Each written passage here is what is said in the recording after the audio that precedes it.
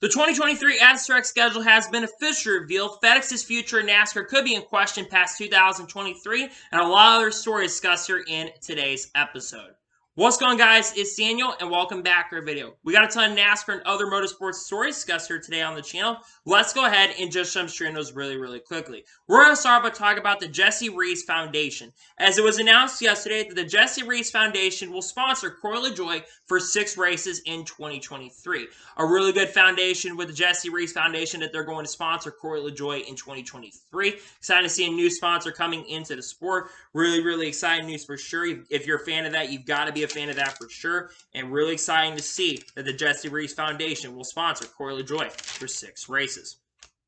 And now we're going ahead and jump on to the next story of today's episode as we're talking about JTG Dougherty, as we're going to talk about some of their 2023 sponsors. These include Coca-Cola, Kroger, Kraft, NOS Energy, Hershey's, Kellogg's, Dryer, Sunny D, Conagra, Bimbo's Bakeries, General Mills, Treetop, and Blue Buffalo. These are all part of the Kroger brand. Of course, Kimberly-Clark is also part of the JTG Dougherty brand as well for multiple races in 2023 for 4 races this upcoming season. Lots of really big partners partnered up with JTG Dougherty Racing, and it's pretty exciting to see that JTG Dougherty has a lot of new sponsors. And now we're going ahead and jump on to the next story of today's episode as we're talking about the Doobie Brothers. As it was announced on Friday evening, the Doobie Brothers are going to perform the pre-race concert at the Coca-Cola 600. The Doobie Brothers are a legendary brand from the 60s, 70s, and the 80s. Now, many of you probably know who the Doobie Brothers is if you're a lot older. But here's the thing. If you want to attract a younger crowd, you've got to get younger artists that are a little more hip and a little more popular and more mainstream now than there were in the 1960s and 70s or even the 1980s. But people that are over the age of 40 are going to know these artists more than people younger than that. Don't get me wrong. I know who the Doobie Brothers are. I just think that if you're going to want a crowd that's going to basically be able to have more fun with it, you do got to get a younger crowd. That being said, though, it is exciting to see that they are going to be in the series, though, and good to see that they'll be performing the pre-race concert at the Coke 600. And now we're going ahead and jump on to the next story of today's episode as we're talking about Braden Laster. As it was announced yesterday that Braden Laster is going to drive for M&Ms Racing in 2023 for 2 races. Braden Laster, also known as the Pizza Man, has, I believe, driven for M&Ms Racing in the past.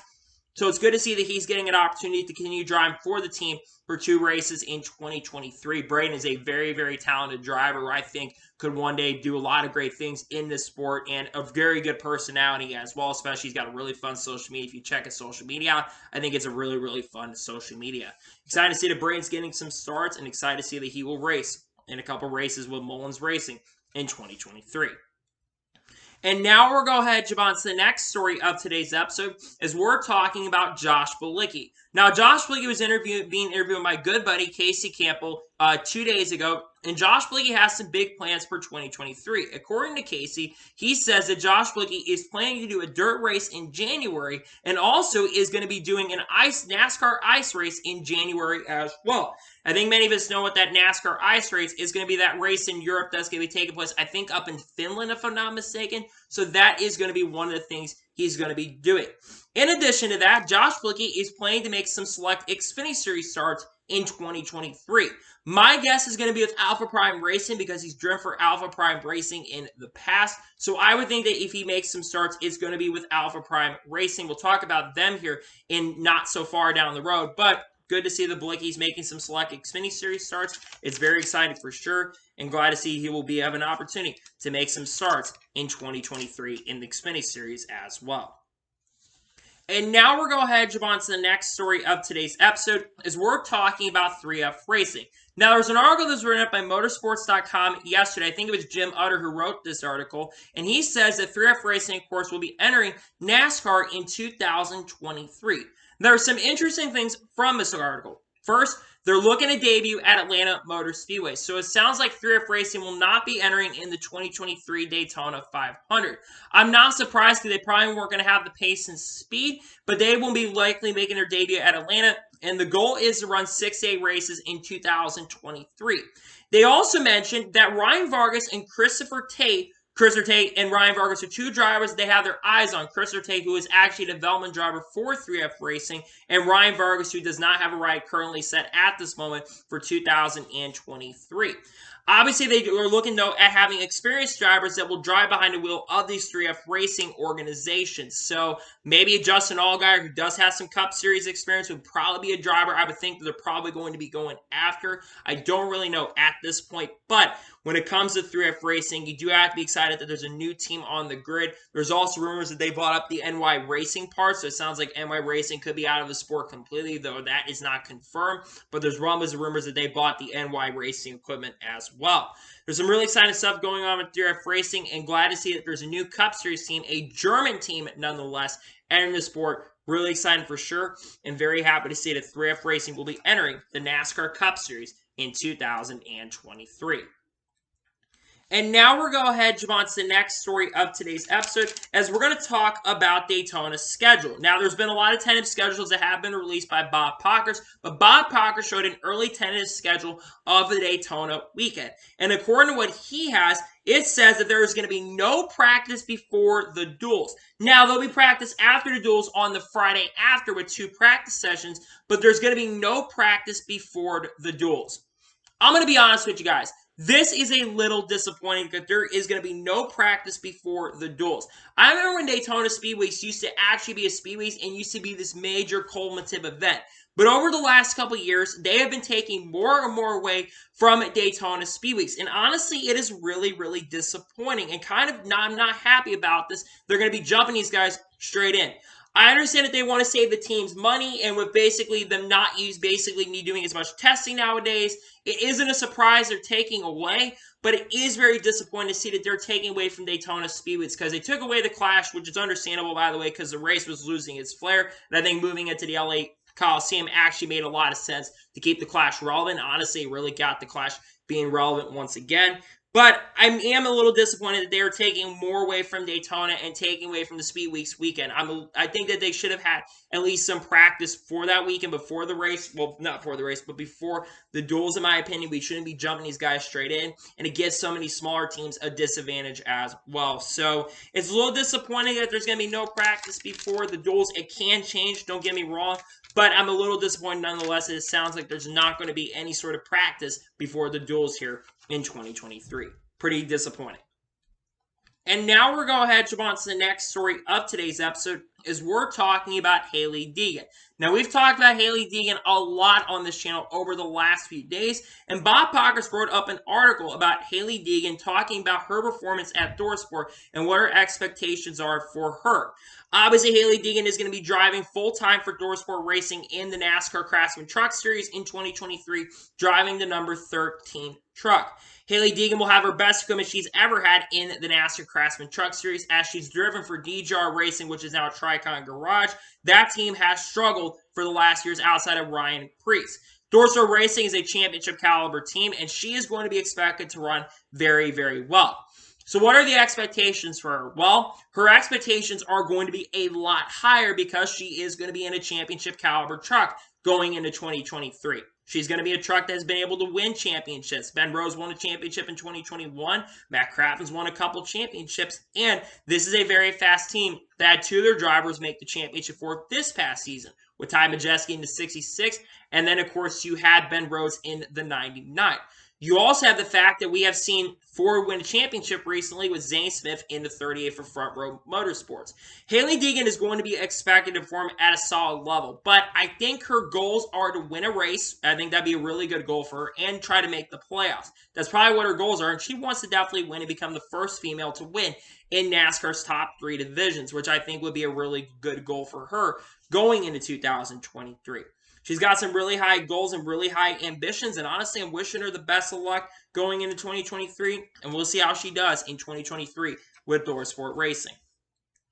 And now we're going to head on to the next story of today's episode, as we're talking about Ryan Ellis. As it was announced yesterday that Ryan Ellis will drive the 43 for Alpha Prime Racing for 24 races in 2023. It had been initially announced that Ryan Ellis was going to run 15 races with the Alpha Prime Racing Group, but they, of course, are also expanding to a 3-car operation. This is not a surprise that they are expanding to a 3-car operation heading into 2023, considering they've got Jeffrey Earnhardt driving the 44-car full-time for the team, and they've also got Sage Karam joining the team as well for, I think, 15 races next season. Ryan Ellis is a very, very talented driver who always gets the best out of equipment. Could this hurt their Alpha Prime if they are stretching their resources thin? Maybe. That's what happened to our Motorsports, and it sounds like that team's future could be in question. But I don't think so either. I think our Motorsports is a very, very talented, not our Motorsports. I think Ryan Ellis is a very, very talented driver who I think will get the best out of his equipment going into 2023. And I think he's going to have a pretty good year going into this upcoming season. I'm expecting a pretty big year for Ryan Ellis because I think that he will get some top 15s and some top 20s and maybe an occasional top 10 as well in the 2023 season. I think this is a great move for him going into 2023 to drive for the team nearly full-time. Excited for him. He's a driver that's deserved it for a long time. He hasn't had a lot of really great opportunities. This is a really good opportunity to continue to drive for the team nearly full-time, and he'll have other drivers announced. They've got 9 races over for that 43 car, which my prediction will be Josh Bilicki, that he'll get behind the wheel of that car, but we're going to have to wait and see what happens. But excited to see that Ryan Ellis will be driving that car for 24 races in 2023. And now we're going to head on to the next story of today's episode as we're talking about Rick Ware Racing. Now, Davey Siegel did this new series that he's doing on Sirius XM NASCAR Radio called Organizational Overviews. And he says that Cody Ware is expected to return to the 51 for Rick Ware Racing in 2023. This is not a surprise considering Cody Ware is the son of Rick Ware. They are expected to be a 2-car team in 2023. We don't know that at this point, though, considering Rick Ware Racing tends to wait till the last minute to announce their plans for the new year. They could announce before the winter break does come up because you do have Christmas break coming up here, and a lot of teams are going to be out of the shop more than likely till the end of the year.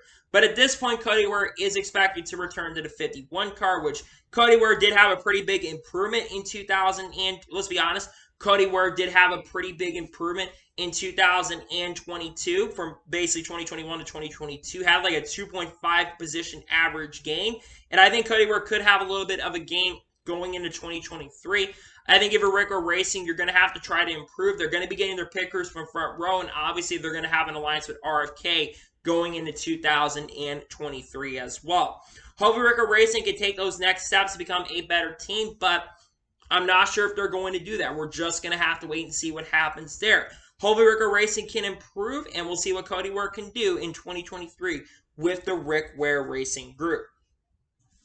And now we're going to go ahead and jump on to the next story of today's episode, as we're going to talk about the 2023 NASCAR rules packages. Now, Bozy Tatarevic put out a really strong article, I believe it was this past weekend, talk about the 2023 packages. I think he put those out on Sunday. And there are going to be 3 packages that are going to be run in 2023. Those are going to be the oval rain packages, because that's right, there's going to be oval rain tires in 2023. There's going to be a standard 670 horsepower package, and there's going to be a super speedway package. And of course, that standard package, like I just mentioned, is going to be 670 horsepower. Now, going back to that rain track equipment, there is going to be oval rain tires that are going to be available in 2023. There have been rumors that that was going to happen, and now it sounds like that is going to be a thing. So what are the 6 tracks that are going to be run with these different types of tires? Well, it'll be run at the LA Coliseum, Martinsville, North Wilkesboro, Richmond, New Hampshire, and I think there's another track that I forgot, and Phoenix as well, are going to be the 6 tracks that are going to be run with these rain tires. Now, one thing you know is that these rain tires will not be used in a downpour. What they'll be used is for a damp track. And what these rain tires will be used for is to speed up the process of drying the track a little bit. So where instead of waiting basically for an hour and a half or 2 hours, you may only have to wait 45 minutes to maybe 50 minutes to get out on the track. And then you can get these guys out on the track and they can dry the track a little bit faster, which I think is really, really exciting. Now, there are some other things to note is that there might be some changes to the road course procedures. There's a lot of talk that stage cautions might not be a thing. And also, you do have the possibility going into 2023 as well that the Chicago Street Course package might be a little different. There could be some tweaks to the short track package, but I'm a little concerned that they're not going to be making any changes, and that doesn't excite me really at all, to be honest with you. That really does not excite me that they're not going to change that. That being said, though, there's some big changes coming in 2023 with some other stuff that we'll talk about that here in just a second.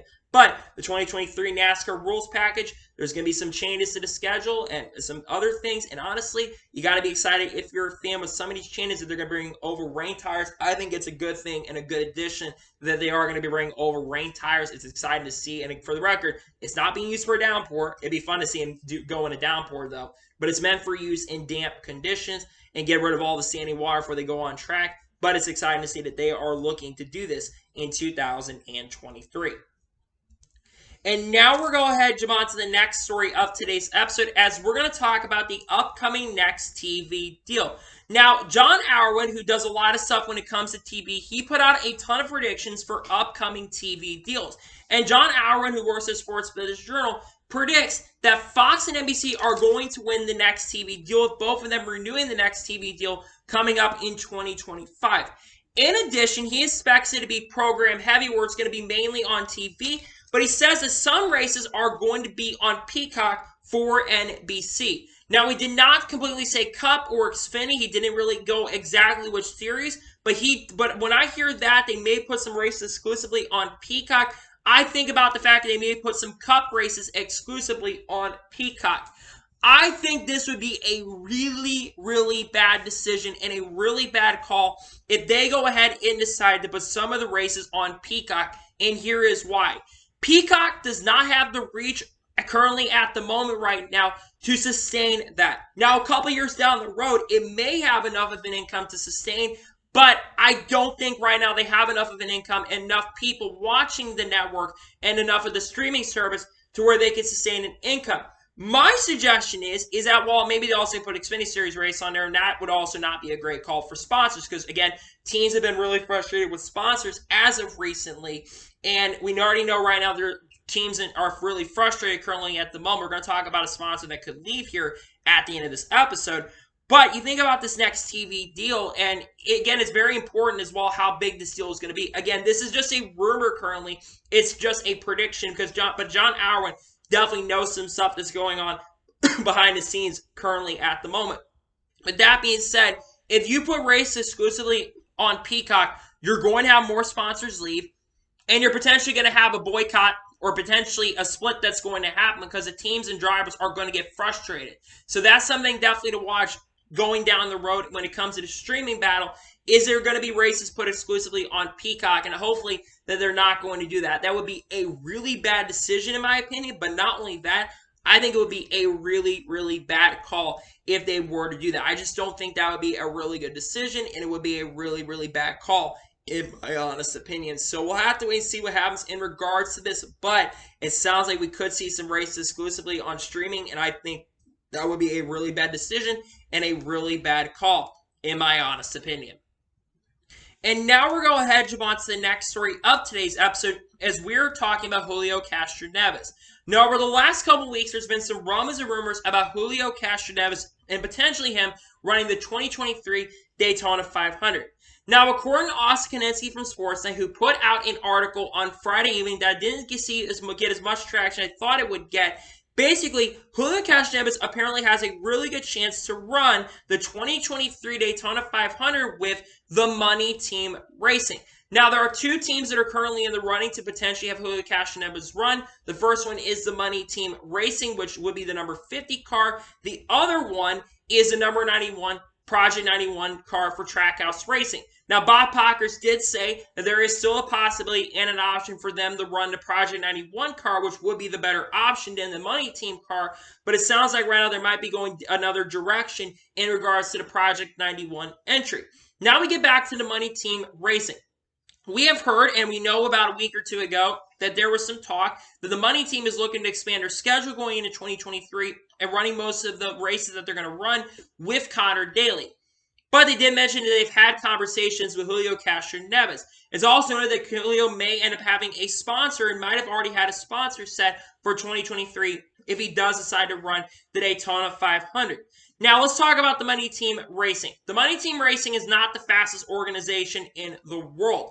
But they have, outside of the Charlotte Roval, they have finished in the top 30 in every other race that they have entered in 2022, including in the Coke 600. So they're not the slowest team in the world, and they would be getting better upgraded parts as well going into 2023 if they do decide to expand their schedule with Connor Daly and Julio Castroneves. This would not be the worst ride in the world. Plus, you're getting ECR engines. That organization, that engine department, is going to be getting stronger next year with some additions that they're going to be getting going into 2023. But this would be a pretty good ride for Julio to run in 2023 if he decides to run. Imagine him versus Jimmy Johnson to actually get into Daytona 500. That would be really, really exciting. And I think it'd be a big storyline because Julio has wanted to run some NASCAR races in the past. It's also possible that he could run some other NASCAR races down the road. Maybe he does the double where he does the Coke 600 and the Indy 500 double. And then maybe you could have him run the Project 91 car if he doesn't run the Daytona 500. But it sounds like they're going to try to get Julio to run the Daytona 500, and the money team could be the team that he runs for. They're not the fastest organization, don't get me wrong, but I think that they will be a team that they can improve next year. They do want to improve going into 2023, and I hope that they do decide to run in NASCAR this upcoming season with Julio Castroneves, at least in a race or two. I think it would be exciting for sure, and we'll see if he does have an opportunity to do that. We'll have to wait and see what happens for sure, but it sounds like there is a possibility that Julio Castroneves could run with the money team in the 2023 Daytona 500. I hope they decide to do it because, again, it would be really exciting.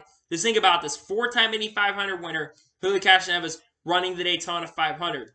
That would attract a lot of the IndyCar fans for sure. It would attract a lot of the international fans, especially from Brazil, who do watch motorsports because Brazil's got a lot of motorsports fans down in that country, and they're getting NASCAR recognition down there as well. They're getting a new stock car series that's going to be going on down there, and it's really exciting to see that there's a lot what is going on down there in Brazil, and hopefully Julio Castroneves does have an opportunity to race in the 2023 Daytona 500.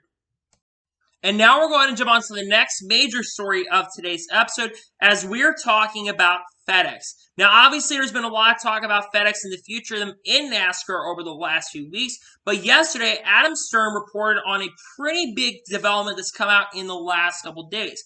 According to Adam Stern, FedEx said Tuesday that its quarterly earnings and sales fell from a year ago and warned of ongoing weekend demand, but said its aggressive cost-cutting measures were softening the blow.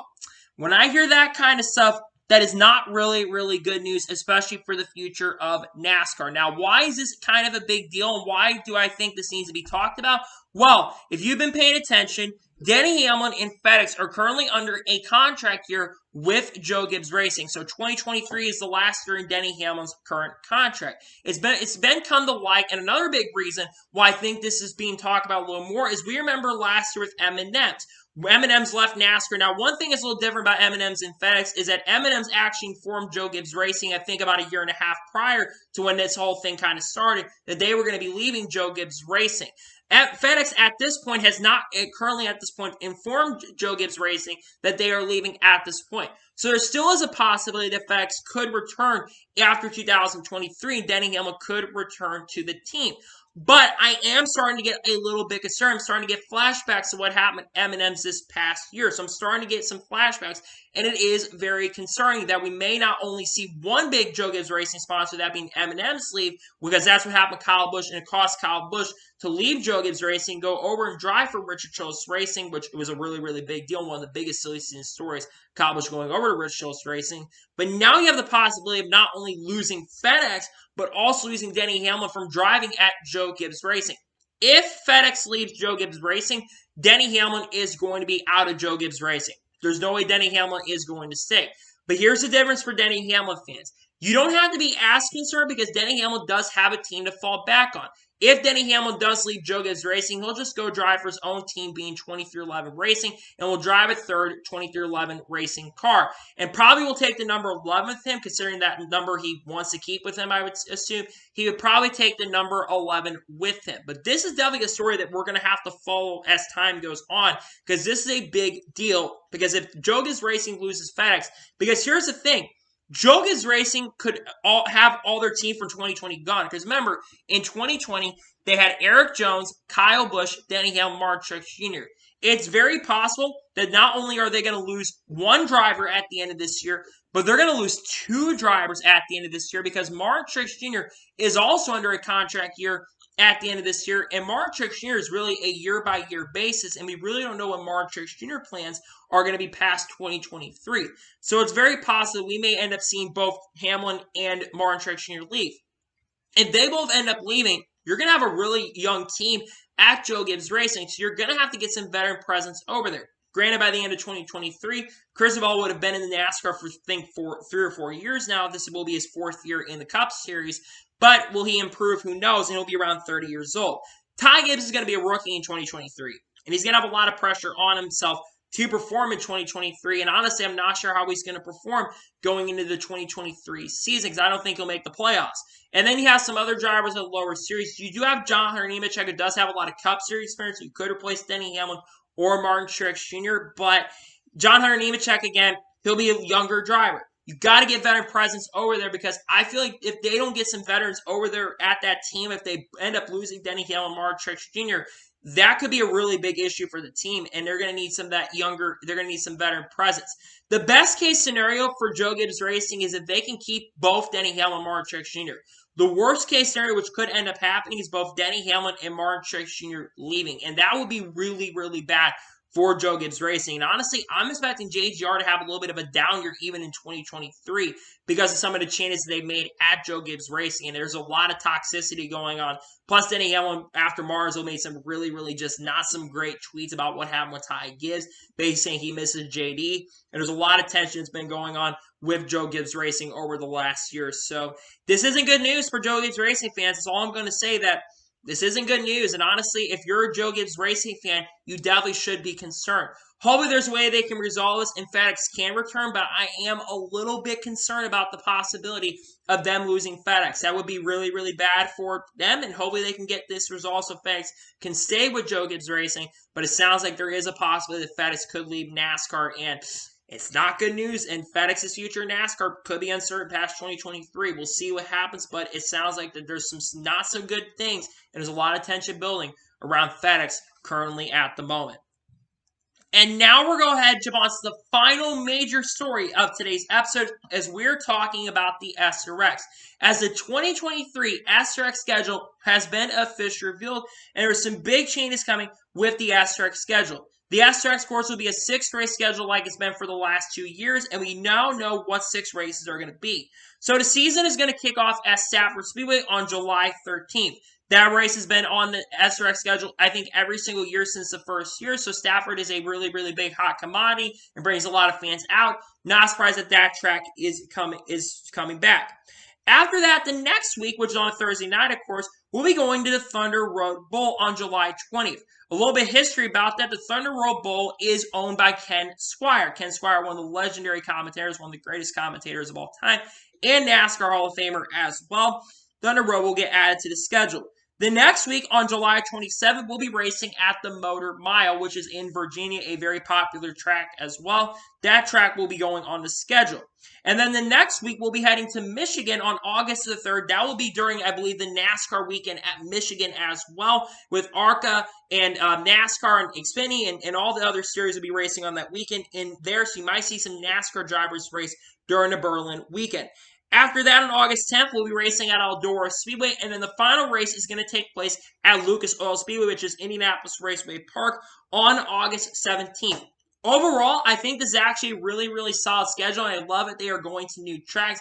The only thing I'm a little bit disappointed by is I-55 not being on the schedule, and I'll explain why. It's my home track, and I did not get to go to I-55 in 2022, and I'm disappointed they're not going to have it on 2023, but it's a personal opinion. Otherwise, I think the schedule is really, really good. Bringing back some old tracks like Stafford, Eldora, and IRP. Eldora being on schedule is going to be a track that I think is on the schedule every single year, considering Tony Stewart is one of the owners of that track, and also Tony Stewart is one of the owners of the SRX. So you're going to have to always put Eldora on the schedule and keep Tony Stewart really, really happy right there. And Eldora is a good track as well. It's always produced great racing. Deciding that track is coming back. I don't think they raced at Eldora in 2000. Did they race at Eldora? I can't remember exactly. But excited to see Eldora is going to be on the schedule. IRP has been a really fun track and was really fun in 2021. So I'm glad they're bringing that back in 2023. And honestly, Stafford Speedway coming back to the schedule, that's pretty good that they're bringing that back as well. So that's with the SRX schedule. There's other things we still need to figure out with the SRX. Who's going to be driving in this series? There are drivers that still need to be announced for this series. I would expect Tony Stewart will be there. Bobby Labonte will probably be in the series again. But you think about some of the drivers they could get. The next thing for them is to try to get some drivers announced. You think about drivers like a Kyle Larson, perhaps. Kyle Busch, Chase Elliott bringing him back, Haley Deegan bringing her back. What about bringing Robbie Gordon in this series? What about bringing Jimmy Spencer in the series? Dale Jr., Jimmy Johnson, Jeff Gordon. I think the fact that they are going to have races on Saturday nights, not on Saturday nights more, but on Thursday nights on ESPN, I think you're going to be able to have really good attendance on TV and also really good attendance as well with it being during the weekend.